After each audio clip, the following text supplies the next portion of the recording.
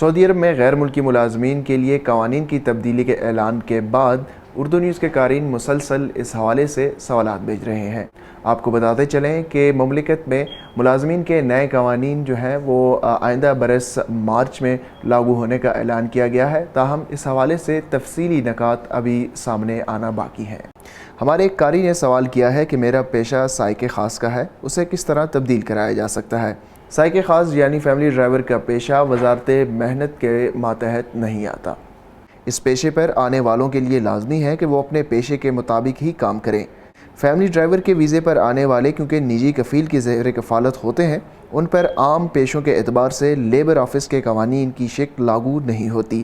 اس لیے سائق خاص یا ہوم نرس وغیرہ کے ویزے پر جو افراد آتے ہیں وہ فردی ویزے کہلاتے ہیں، ان کے لیے قانون مختلف ہوتا ہے۔ ان ویزوں پر جو افراد مملکت میں مقیم ہیں ان کا پیشہ تبدیل نہیں ہوتا۔ اس حوالے سے مزید خبروں کے لیے وزٹ کیجیے ہماری ویب سائٹ urdunews.com۔